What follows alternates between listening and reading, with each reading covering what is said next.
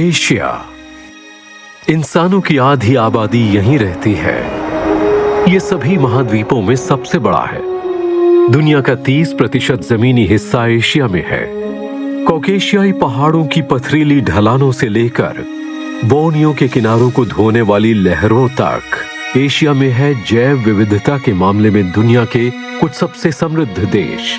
इनमें भारत भी शामिल है, जहां जानवरों की 90,000 से ज्यादा प्रजातियां रहती हैं। एशिया के 48 देशों में रहती हैं दुनिया की सबसे ज्यादा जंगली बिल्लियां, यानी वाइल्ड कैट्स।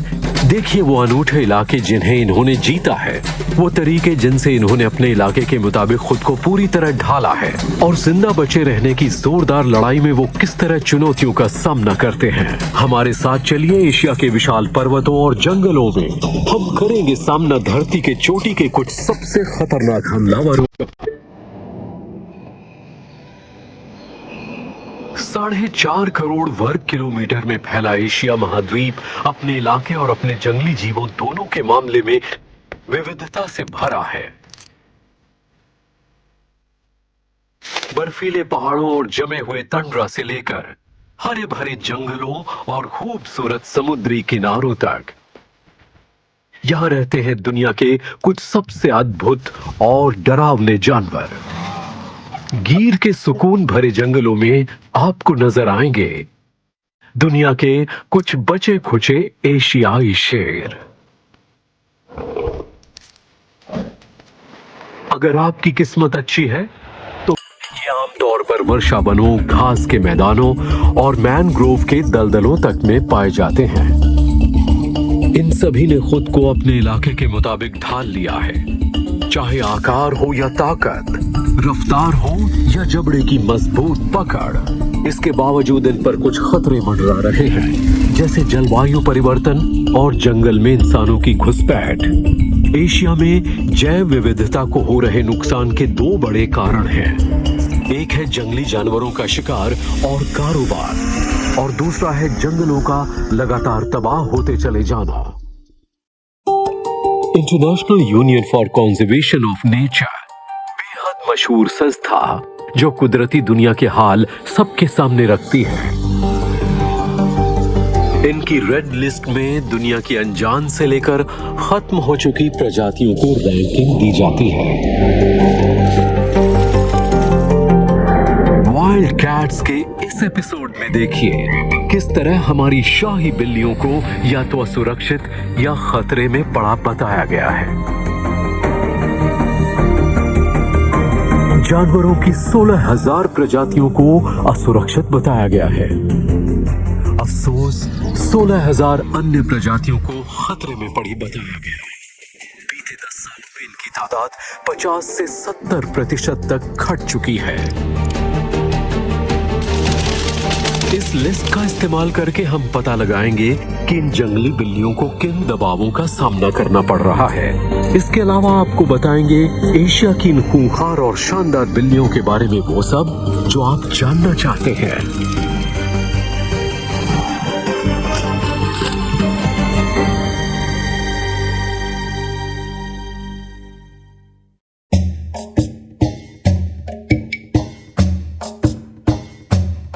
भारत का पश्चिमी किनारा करीब 1410 वर्ग किलोमीटर के दायरे में फैला है, और यहीं मौजूद है बहुत खूबसूरत और विशाल गिर राष्ट्रीय उद्यान।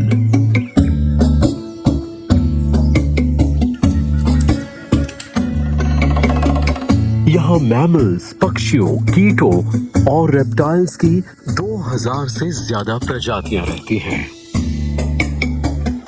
और वो सुकून भरा इलाका है जहां रहते हैं दुनिया के सारे एशियाई शेर।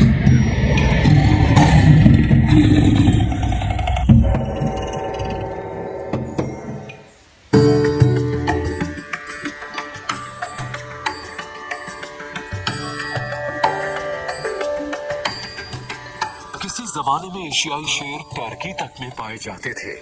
इसके अलावा पूरे एशिया में और पूरे भारत में भी। लेकिन जब दुनिया में बंदूकों का चलन शुरू हुआ तो उनका इतना शिकार किया गया कि वो खत्म होने की कगार पर पहुंच गए। शुक्र है कि सन 1965 में गिर नेशनल पार्क और अभयारण्य बना दिया गया और एशियाई शेर को खत्म होने से बचा लिया गया।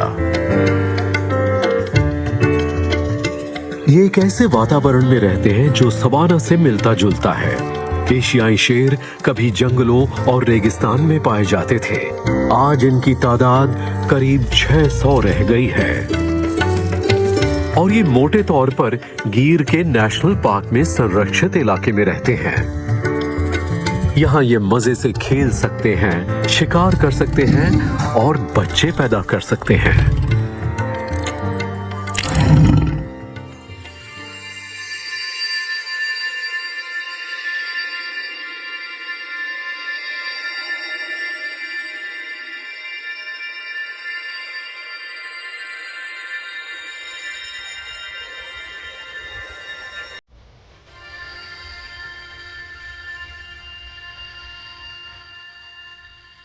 भारत के पश्चिमी किनारे पर अभी अभी सूरज उगा है और इसके साथ साथ जागने लगे हैं गिर नेशनल पार्क के बाशिंदे।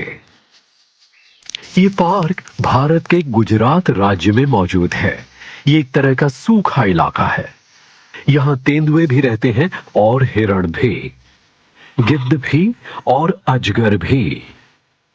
यहाँ कमलेश्वर बांध में दलदल में रहने वाले मगरमच्छ फल फूल रहे हैं, साथ ही भारतीय स्किमर और पेलिकन पक्षी भी। शेरों का झुंड सूखे पतझड़ी जंगलों में रहता है। जंगल की धूल भरी जमीन पर बच्चे लौटते रहते हैं। इस इलाके में मजे से रहते हैं और आसपास के इलाके में पूरी तरह से रम गए हैं। इनके मटमैले शरीर इन्हें बेहतरीन ढंग से छिपने लायक बनाते हैं। जब ये भारत की चिलचिलाती धूप से बचने के लिए छाया में पनाह लेते हैं।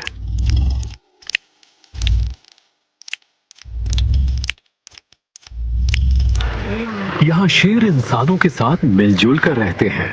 ये इनका आखिरी बचा कुदरती इलाका है। यहाँ मालधारी जनजाति के लोग भी रहते हैं। ये चरवाहे हैं और यहाँ सदियों से अपनी गायों और भैंसों के साथ रहते आए हैं। गिर के कुछ एशियाई शेर संरक्षित इलाके के बाहर रहते हैं। वो स्थानीय लोगों के बीच रहते हैं, आसपास के खेतों और पहाड़ों पर। इनकी हालत इनके पुरखों से बहुत बेहतर है, जिनका इंसानों ने लगातार शिकार किया था। गिर नेशनल पार्क के एशियाई शेरों के झुंडों के बीच बहुत सारे शावक भी रहते हैं। ये इस बात का साफ संकेत है कि यहाँ चलाए जा रहे संरक्षण के प्रयास कामयाब हुए हैं। ये बच्चे पल बढ़कर वयस्क शेर बन जाएंगे। इनका वजन 190 किलो तक हो जाएगा और लंबाई करीब 2.5 मीटर तक। ये अफ्रीका के अपने रिश्तेदारों जैसे दिखते हैं, पर पूरी तरह उनके जैसे नहीं होते। एशियाई शेर अफ्रीकी शेर से छोटा होता है और इनकी मेन यानी अयाल बहुत ही अलग होती है। अफ्रीकी शेर की शानदार अयाल की तुलना में इनकी अयाल छोटी, बिखरी हुई और गहरे रंग वाली होती है। इसका नतीजा ये है कि नर एशियाई शेर के कान पूरे समय दिखते रहते हैं।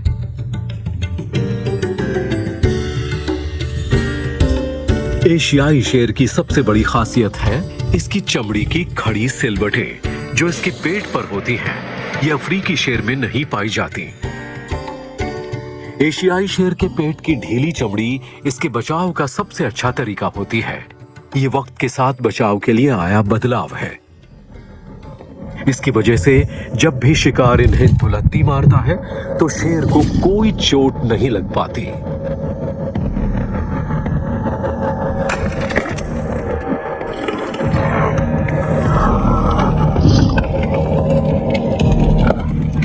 एशियाई शेर के जबड़ों की ताकत भयानक होती है, करीब 45 किलो प्रति वर्ग सेंटीमीटर। ये इस इलाके में रहने के लिए बेहतरीन है, क्योंकि इनके इलाके में बहुत सारे मवेशी और गायें भी रहती हैं और इनके पैर बहुत मजबूत, खुर बहुत ताकतवर और चमड़ी बहुत मोटी होती है।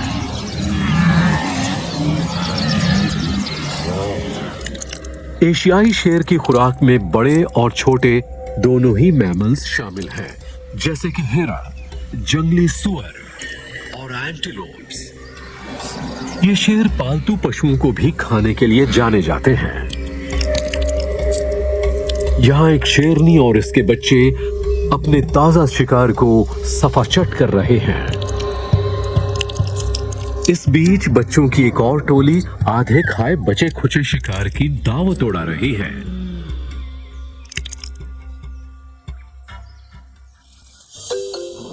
एशियाई शेरों के बच्चों की परवरिश इनके अफ्रीकी रिश्तेदारों की तरह ही होती है।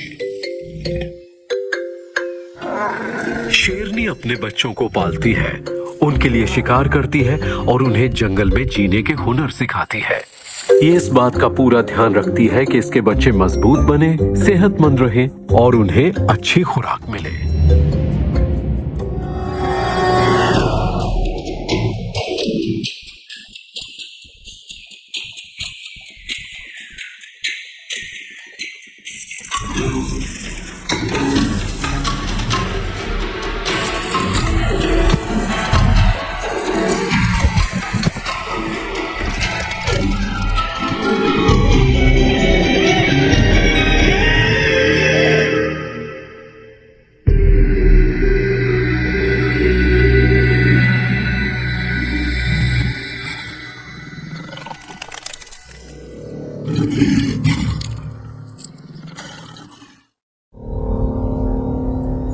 एक बार बड़े हो जाएं, उसके बाद ये बच्चे 96 किलोमीटर प्रति घंटे की रफ्तार से दौड़ सकेंगे और तब तक ये वो सारे हुनर सीख चुके होंगे जो घात लगाकर शिकार करने के लिए जरूरी हैं।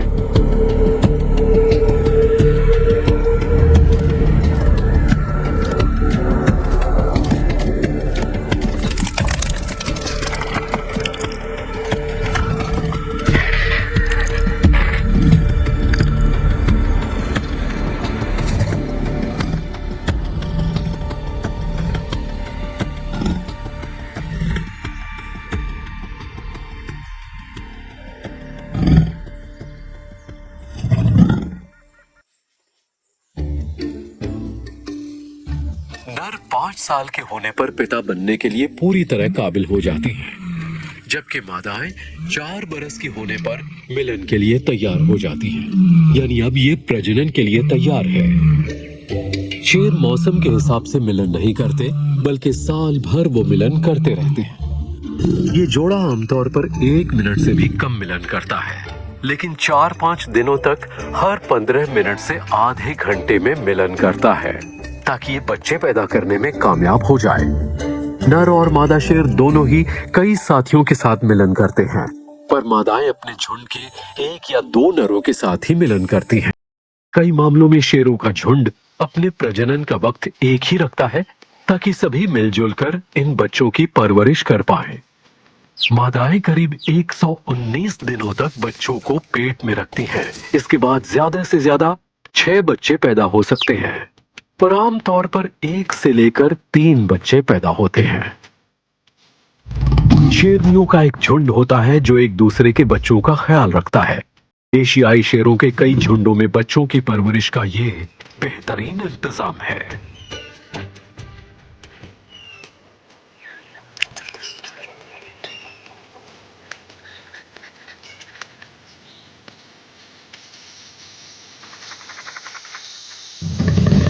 शेरनियों का ये झुंड गश्त करने निकला है और अपने इलाके में निशान लगाते हुए जा रहा है। ये सड़क पर पेशाब करते हुए जा रही हैं। इन्हें उम्मीद है कि इन्हें कोई शिकार मिल जाएगा और ये अपने झुंड और बच्चों के लिए खाने का इंतजाम कर पाएंगी। झुंड बनाकर शिकार करना इन माहिर शिकारियों के लिए सबसे ज्यादा सुरक्षित रहता है, क्योंकि इस तरह ये अपने से बहुत बड़े शिकार को भी धूल चटा सकते हैं। ऐसा शिकार जिसका वजन शेरनी के शिकार से दुगना हो।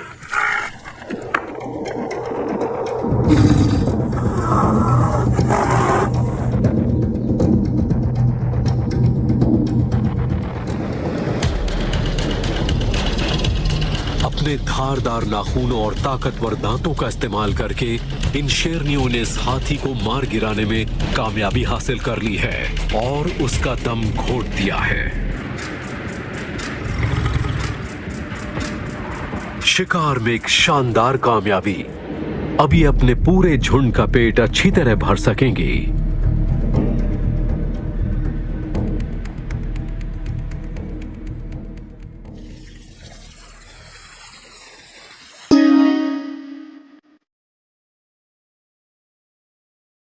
अब चलते हैं गिर नेशनल पार्क से 1400 किलोमीटर दूर।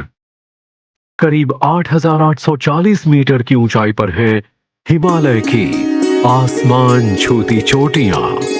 एशिया का सबसे ठंडा इलाका, शानदार हिमालय। यहां हवा में बर्फ के कण तैरते हैं और यहां बिछा देते हैं कभी न खत्म होने वाली बर्फ की चादर। इस विशाल आर्कटिक इलाके में अगर आपकी किस्मत अच्छी है तो आपको नजर आ सकती है ये बेमिसाल बिल्ली, the snow leopard.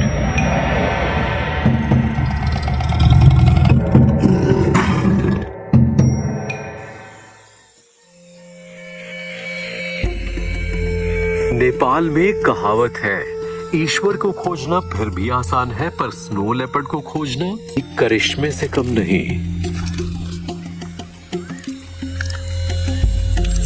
Snow leopard ने खोजे से इस पथरीले इलाके में ये आसानी से छिप जाते हैं और इस वजह से इन्हें बिना नजर में आए अपने शिकार तक घात लगाने की जबरदस्त काबिलियत भी मिल जाती है। स्नो लेपर्ड दूसरी जंगली बिल्लियों की तुलना में छोटी होती हैं। इनका वजन 54 किलो होता है।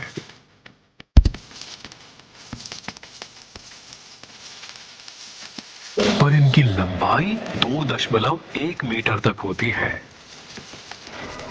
इनका लंबा होना इन्हें कुशल शिकारी बनाता है और एक असरदार हमलावर भी। ये अपने वजन से करीब 4 गुना वजनी शिकार को भी मार गिराते हैं।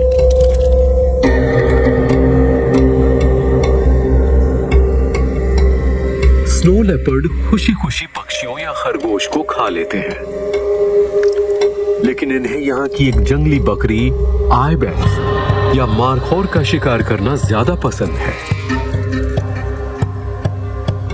स्नो लेपर्ड को अपने शिकार पर ऊंचाई से घात लगाकर हमला करना सबसे ज्यादा पसंद है। ये स्नो लेपर्ड पथरीले इलाके में अपने फर की वजह से एकदम गुम ही हो गया है। इसके बड़े बड़े झबरीले पंजे जरा भी आहट नहीं करते। इसकी लंबी झबरीली पूंछ से बढ़िया संतुलन देती है और शिकार को इसकी मौजूदगी का पता ही नहीं चलता। पर शिकार ने स्नो लेपर्ड को देख लिया है और पीछा करने की मुहिम शुरू हो गई है। स्नो लेपर्ड 65 किलोमीटर प्रति घंटे की रफ्तार से दौड़ सकता है। इसके बाद शिकार बचकर नहीं जा सकता।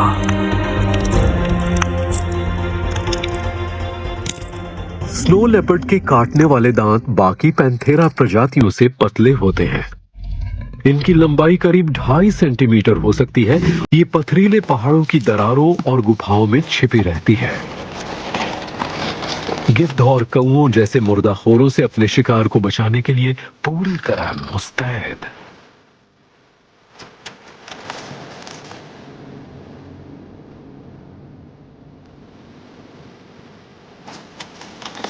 स्नो लेपर्ड हर थोड़ी देर में शिकार का एक हिस्सा खाते हैं जब तक सारा मांस खत्म नहीं हो जाता। खाने के इस तरीके की वजह से ये जिंदा बचे रह पाते हैं।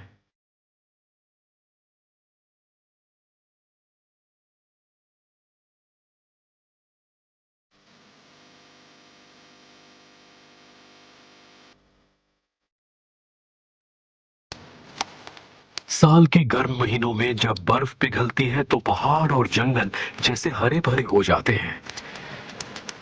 स्नो लेपर्ड ऐसे में आसानी से खुद को ढाल लेता है। इसकी गहरी धूसर खाल पीले रंग की हो जाती है। इसका धब्बेदार शरीर पत्तों और डालियों की छाया में बिल्कुल गुम हो जाता है और चटकीली रोशनी में इसे पहचानना मुश्किल बन जाता है। इस वजह से पहाड़ी तलहटियों की झाड़ियों के बीच शिकार करना इसके लिए आसान बन जाता है।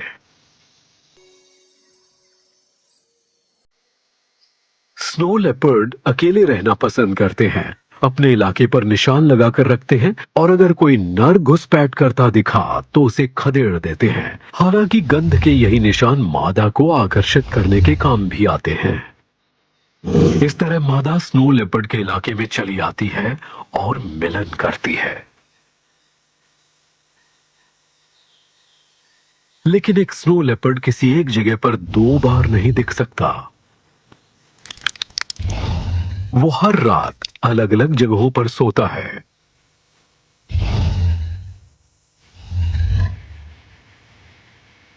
ये लगातार चलता रहता है। आमतौर पर ज्यादातर स्नो लेपर्ड अपने पहाड़ी इलाके में एक रात में 40 किलोमीटर तक का सफर तय करते हैं। एक स्नो लेपर्ड को अपने इलाके से 603 किलोमीटर का सफर तय करते भी देखा गया है।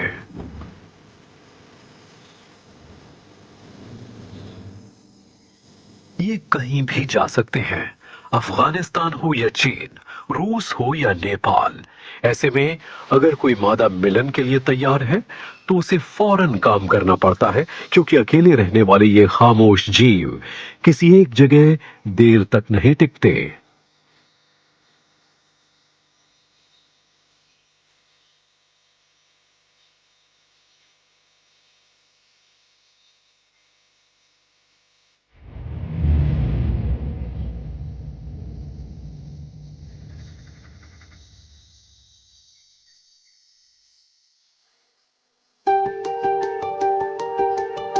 एक 1000 साल तक स्नो लेपर्ड इन पहाड़ों पर राज करते रहे। इंसानी बस्तियों और मवेशियों को चराने की वजह से इनका इलाका सिकुड़ता चला जा रहा है। कभी यहाँ इनकी बहुत बड़ी तादाद हुआ करती थी, पर आज जंगल में इनकी तादाद 4000 से भी कम रह गई है। अगले 20 सालों में इसमें 10% की गिरावट आने की संभावना है। इनका इलाका तकरीबन 51 लाख वर्ग किलोमीटर में फैला हुआ है, पर इसके बावजूद IUCN ने इन्हें असुरक्षित बताया है। ताकतवर स्नो लेपर्ड का सबसे बड़ा दुश्मन है इंसान। शिकार, इलाके का सिकुड़ते जाना, शिकार में कमी और टकराव के दौरान बदले में इन्हें मार डालना, इन सभी वजहों से इस जंगली बिल्ली का अस्तित्व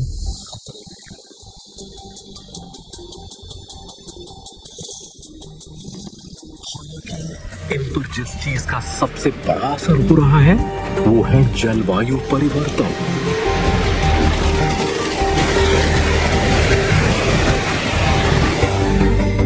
पूरी दुनिया का तापमान बढ़ने से इनका बचे रहना मुश्किल हो गया है।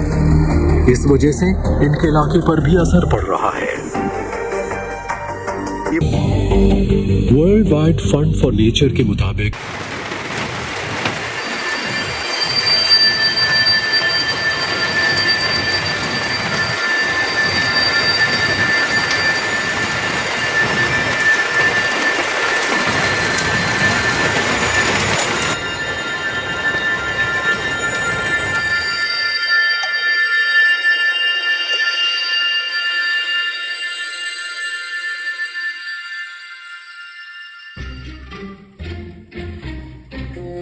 एशिया महाद्वीप, दुनिया की सबसे ज्यादा जंगली बिल्लियां यहीं रहती हैं। इनमें से ज्यादातर सबसे खूबसूरत और शानदार छोटी बिल्लियां हैं।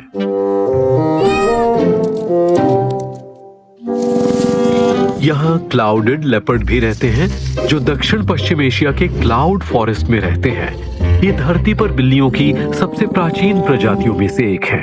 सिर से पैर तक इनके बदन पर बड़े से धब्बे होते हैं, मानो बादलों का गुच्छा हो। ये तेंदुए किसी विशाल पेड़ की डाली पर नजर आते हैं या फिर जंगल की जमीन पर मौज मस्ती करते हुए। यहाँ बहुत ही अनूठी और झबरीली पैलेसेस कैट भी पाई जाती हैं। ये तुर्कमेनिस्तान से लेकर रूस और चीन तक कहीं भी देखी जा सकती हैं। एशिया के ठंडे पहाड़ों पर पाई जाने वाली ये झबरीली बिल्लियाँ चट्टानों पर सुस्ताती देखी जा सकती हैं या फिर घास वाले मैदानों पर भटकती हुई। पर पानी के किनारे पर जाएं तो यहाँ आपको दक्षिणी एशिया की एक निशाचर बिल्ली मिल सकती है, बहुत ही कुशल और शर्मीली फिशिंग कैट।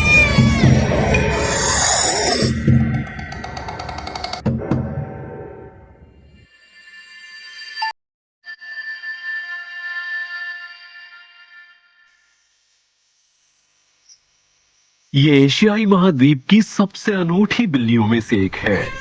फिशिंग कैट अक्सर रात को भटकती हुई नजर आती है। इन्होंने पानी के पास रहने और मछली पकड़ने के लिए खुद को ढाल लिया है। इनके सामने वाले पैर थोड़े थोड़े जालीदार होते हैं और इनके नाखून जरूरत पड़ने पर बाहर निकल सकते हैं और फिर से अंदर सिकुड़ भी सकते हैं। इस तरह ये अपने पंजों से मछली को बाहर खींच सकते हैं।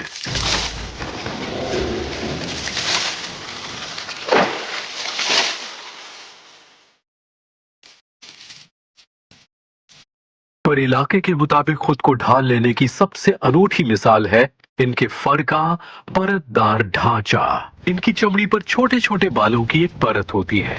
ये इतनी घनी होती है कि पानी भी यहाँ तक पहुँच नहीं सकता, मानो कुदरत ने इसे ठंड से बचाने के लिए गर्म कपड़े पहना दिए हो। इस तरह ये बिल्ली सूखी और गर्म रहती है। मछली पकड़ने जब पानी में उतरती है तब भी ठंड इसे परेशान नहीं करती। फिशिंग कैट को एम्फीबियंस पसंद है। ये अपने पंजों से उन्हें पकड़ लेती हैं और फिर दांतों से चबा डालती हैं।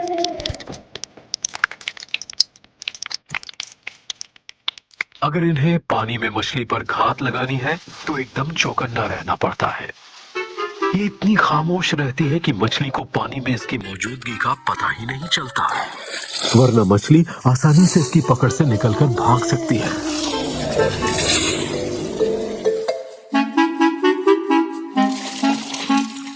इस फिशिंग कैट की आंखें धारा में मौजूद एक छोटी मछली पर टिकी हैं।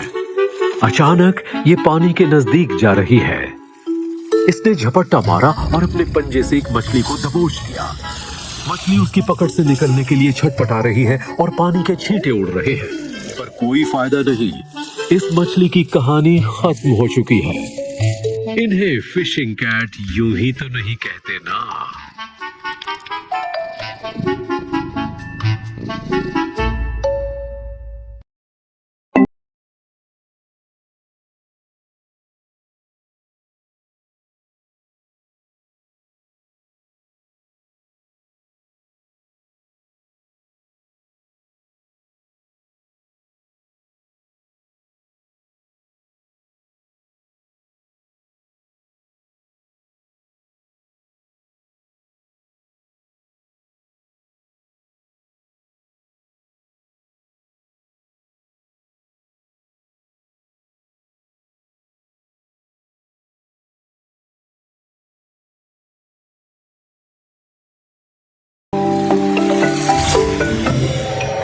ये है बाघ, द टाइगर।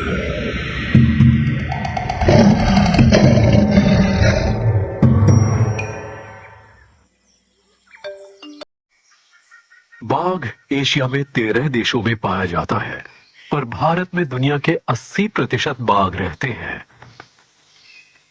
भारत के विशाल जंगलों, वन्य जीव अभयारण्यों, मैनग्रोव और घास के मैदानों में आज 2967 बाघ रहते हैं।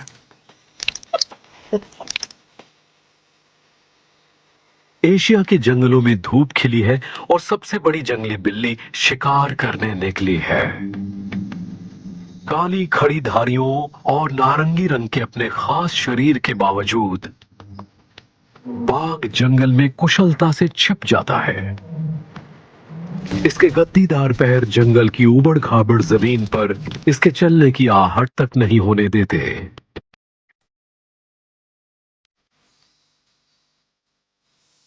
यहां से कुछ किलोमीटर दूर हिरण का एक झुंड चर रहा है। इनकी तादाद ही इनकी सुरक्षा है। इन्हें अंदाजा तक नहीं कि खतरा इनकी तरफ बढ़ रहा है। पत्तीदार झाड़ियों के बीच से झांकते हुए बाघ को हिरण नजर आ गए हैं। तैयारी करते हुए बाघ अपने जबड़ों को खोल और बंद कर रहा है। इसके जबड़ों की ताकत करीब 72 किलो प्रति वर्ग सेंटीमीटर होती है।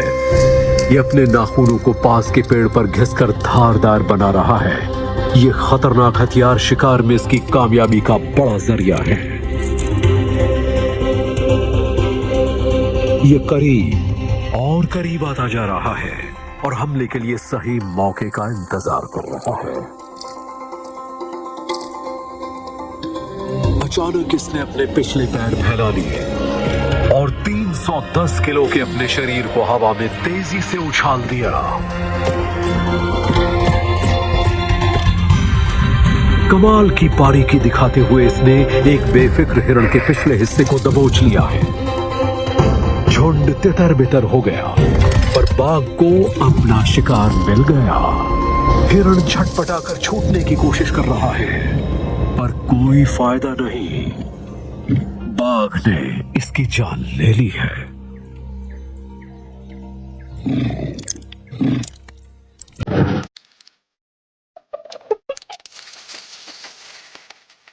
शिकार में बहुत माहिर बाघ इन जंगलों पर राज करते हैं।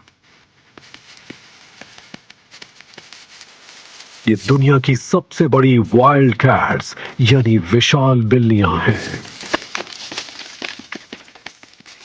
इनकी लंबाई 3.9 मीटर तक हो सकती है। अब तक दर्ज किया गया सबसे ज्यादा वजन वाला बाघ एक साइबेरियन टाइगर था, जिसका वजन 400 किलो से भी ज्यादा था और लंबाई थी 3 मीटर से भी ज्यादा। ये एक ग्रैंड पियानो जितना वजन है और ये ऊंचाई एक जिराफ से कुछ ही मीटर कम है।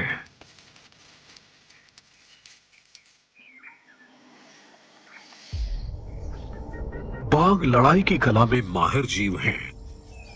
इनकी रफ्तार 65 किलोमीटर प्रति घंटे तक हो सकती है। इनके धारदार दांत, खतरनाक नाखून और जबड़ों की बेमिसाल ताकत। इसके बावजूद जब कोई बाघ दूसरे इलाके में कदम रखता है तो फैसला लड़ाई से ही हो पाता है। पहले ये डराने का पैंतरा आजमाते हैं, घुसपैठिए पर हुर्राते हैं, और तन कर खड़े हो जाते हैं। इनके दांत बहुत खतरहार मान ली है और पीछे हटने को तैयार है।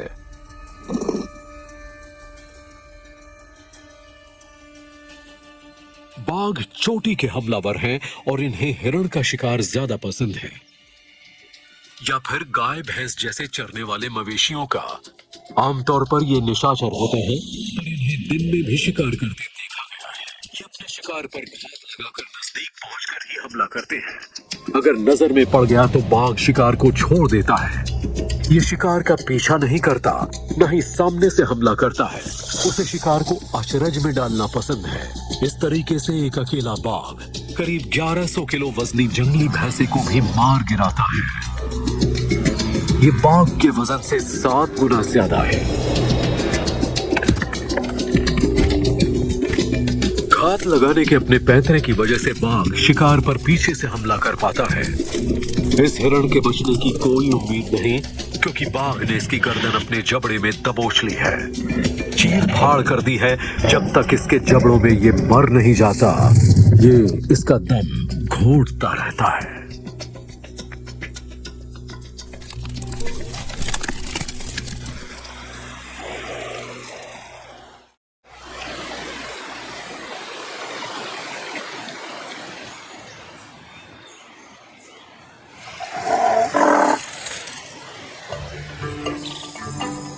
बाघ ज्यादातर अकेले जीते हैं।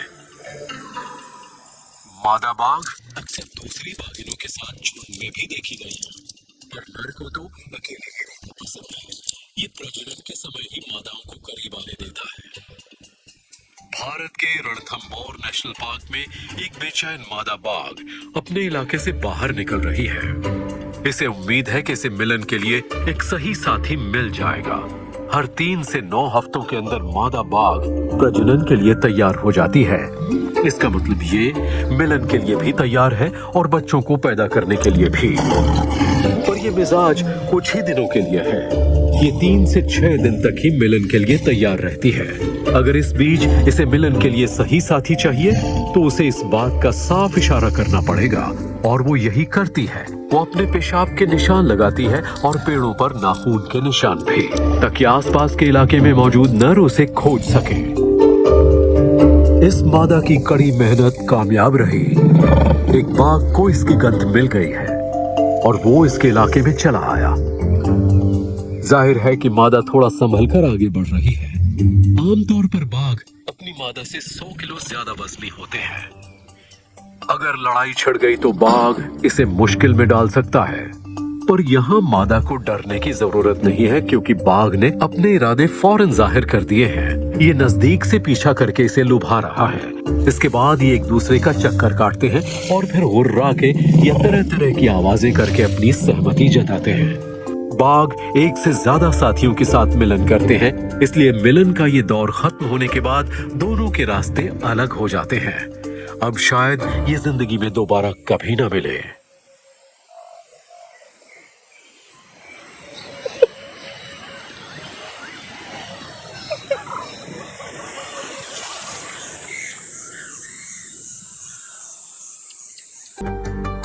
आज इनके इलाके को तबाह किया जा रहा है, खराब किया जा रहा है और इंसान ने उसे बिखेर कर रख दिया है। और इसका नतीजा ये है कि आज बाघों की 80% तादाद सिर्फ भारत में रहती है। इनके इलाके के लगातार तबाह होने की वजह से बाघों की तादाद तेजी से घटी है और IUCN ने इन्हें खतरे में पड़ी प्रजाति बताया है। जंगली बाघों पर सबसे बड़ा खतरा है अवैध शिकार का। बाघ का हर हिस्सा, उसकी मूंछों के बालों से लेकर उसकी पूंछ तक, जंगली जानवरों के गैर कानूनी बाजार में देखे गए हैं। इनकी हड्डियों का इस्तेमाल आदिवासी इलाज में करते हैं, जबकि कुछ सभ्यताओं में इनकी खाल को दिलेरी की निशानी माना जाता है। अगर एक भी बाघ की मौत होती है तो पहले से ही सिकुड़ती जा रही इनकी तादाद पर गहरा असर पड़ता है। अगर बच्चों वाली एक मादा बाघ मारी जाती है तो अपनी मां के बिना इसके बच्चे अक्सर बच नहीं पाते।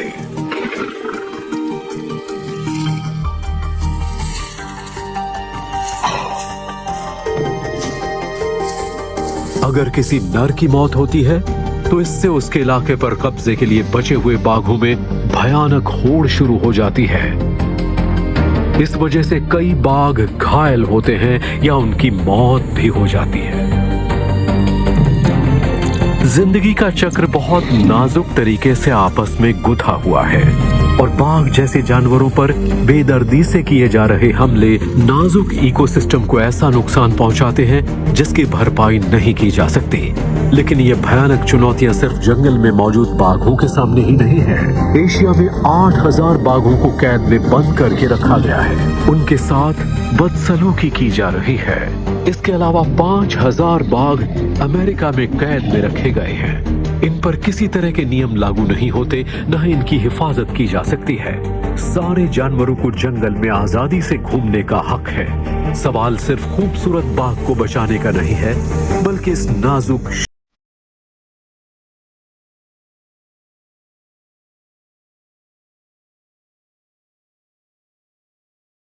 भारत के दलदलों पर सूरज डूब रहा है और हिमालय की बर्फीली चोटियों पर अंधेरा घेर आया है।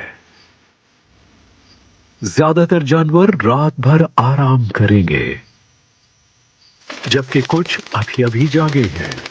उन्हें शिकार पर निकलना है। जानवरों की दुनिया कभी नहीं सोती। कई जानवर ऐसे हैं जो चांदनी रात में शिकार में कामयाबी हासिल करते हैं,